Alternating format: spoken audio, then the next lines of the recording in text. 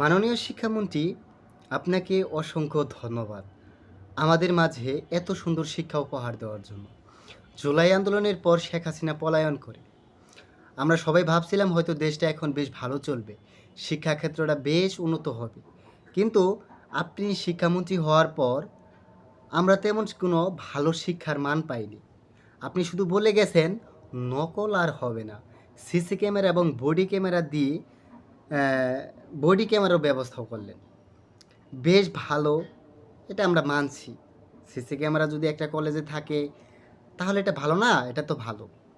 প্রত্যেকটা কলেজ ও প্রতিষ্ঠান যেমন সিসি ক্যামেরা চালু করেছেন, তেমনি সবার আগে আপনার এটা করা উচিত ছিল প্রত্যেকটা কলেজের শিক্ষা কেমন হয়, রেগুলার ক্লাস হয় কি না, তারপর স্যাররা শতভাগ উপস্থিত থাকে কি না, শিক্ষার মান কেমন চলে, স্যার ক্লাসে কেমন করায়, এগুলো কিন্তু আপনি কোনো খবর নেন নাই বা আপনি এগুলার কোনো তথ্য দিতে পারবেন না। সরাসরি আপনি ছাত্রদের উপর চাপ প্রয়োগ করেছেন। বাংলাদেশে হাতে গোনা কয়েকটা কলেজের শিক্ষার মান ভালো, বাদ বাকি যে 80% কলেজ প্রিন্সিপালরা তেমন ভালো সচেতনই না, তেমন ভালো পাঠদানই করতে পারে না। একটা প্রিন্সিপালের উচিত স্যাররা ক্লাস কেমন করায়, একটা প্রিন্সিপালেরও ক্লাস করানো উচিত, কিন্তু প্রিন্সিপালরা তা করে না। প্রিন্সিপালরা এখন নিজেরাই কলেজে আসে না, একটা প্রিন্সিপাল নিজেরা রেগুলার ক্লাসে আসে না বা রেগুলার কলেজেই আসে না, তাহলে ওই কলেজের শিক্ষার্থীরা কেমন হবে? অথচ একটা প্রিন্সিপালের বেতন কিন্তু লাখ টাকা, কিন্তু এই লাখ টাকা নিয়ে আমাদের কিন্তু শিক্ষা মান তেমন ডেভেলপ করতে পারে নাই আমাদের প্রিন্সিপাল। এর দিকেও কিন্তু আপনার কোনো নজর নাই বা আপনি খেয়ালও করেন নাই। ডিরেক্টলি আপনি ছাত্রদের উপর চাপ প্রয়োগ করেছেন, যা আপনার একেবারেই উচিত হয় নাই। মাননীয় শিক্ষামন্ত্রী, আপনি দেখেন বাংলাদেশে 100% শিক্ষার্থীর মধ্যে 20% ছেলেমেয়েরা ভালো শিক্ষাদান করতে পারে, মানে ভালো পড়াশোনা করতে পারে, কারণ তাদের আর্থিক সমস্যা নাই, তাদের পরিবার ভালো, তাদের পরিবারের ব্যাকগ্রাউন্ড ভালো, সব কিছু ভালো, তাদের সাপোর্ট করতে পারে। বাদ বাকি যে 80% ছেলেমেয়েরা, এরা তেমন ভালোভাবে পড়াশোনা করতে পারছে না, কারণ তাদের ফ্যামিলির আর্থিক সমস্যা। এই 80% ভিতরে 40% ছেলেমেয়েরা ঝরে পড়ে যায়, কেউ বিদেশ চলে যায়, কেউ নানান কাজে অব্যাহত থাকে।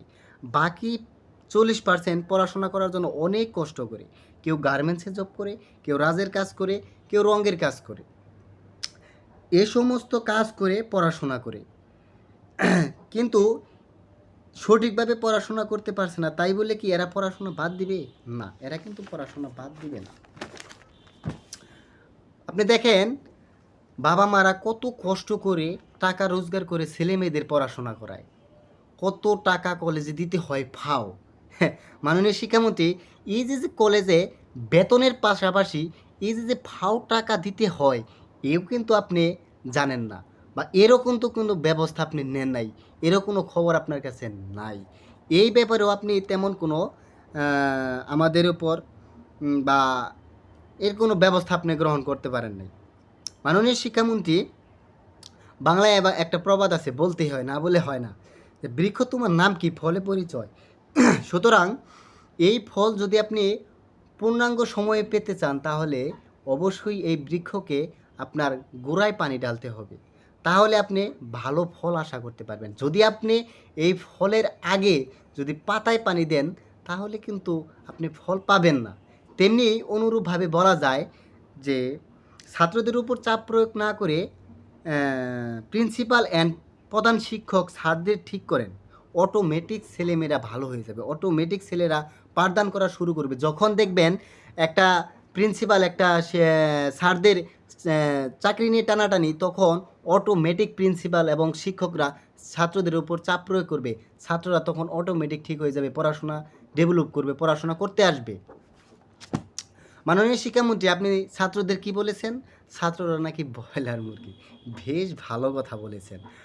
তবে আমি আপনাকে বলতে চাই, একটা 40 কেজি একটা 40 কেজি চাউলের বস্তা যদি আপনার মাথায় দেওয়া হয়, আপনি কিন্তু একতলা থেকে দুতলা নিতে পারবেন না।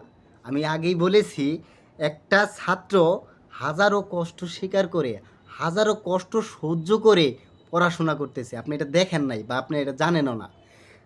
হাজারো ছেলেমেয়েরা গার্মেন্টসে জব করে, হাজারো ছেলেমেয়েরা অন্যের কাজ করে পড়াশোনার খরচ বহন করে, এটা কিন্তু আপনি দেখেন নাই। তাহলে আপনি নিজেই বিবেচনা করেন যে এখানে ব্রয়লার মুরগি কে? ব্রয়লার মুরগি আসলে স্টুডেন্টের না। ব্রয়লার মুরগি হচ্ছেন আপনার মতো যারা এসিতে বসে থাকে না? যারা আপনাদের মতো শিক্ষামন্ত্রী হয়ে শিক্ষার মান উন্নত করতে পারছে না, ছাত্রদের উপর চাপ প্রয়োগ করছে। মূলত আপনিই হচ্ছেন ব্রয়লার মুরগি। সুতরাং আমি একটা ছাত্র হয়ে এগুলা একটা শিক্ষামন্ত্রীকে বলা মানে আমার কাছে একটা লজ্জাজনক বিষয় মনে হচ্ছে। তো মাননীয় শিক্ষামন্ত্রী আমাকে ক্ষমা দৃষ্টিতে দেখবেন।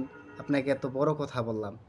তবে এটা বিবেচনা করেন, ছাত্রদের উপর চাপ প্রয়োগ না করে আপনি আগে প্রিন্সিপাল এবং প্রধান শিক্ষক এবং স্যারদের ঠিক করেন। তাদের চাকরি টানাটানি করেন। দেখেন, এমনিতেই ছেলেমেয়েদের উপর তারাই প্রেশার দিবে। তারাই পড়াশোনার মান বাড়াবে। দেখবেন অটোমেটিক ছেলেমেয়েরা চেঞ্জ হয়ে গেছে। ওই কলেজে সরি ওই হলে তখন নকল বা কোনো কিছুই থাকবে না। তখন ছেলেমেয়েরা এমনিতেই পড়াশোনা ভালো পারবে। ভালো থাকেন। ধন্যবাদ।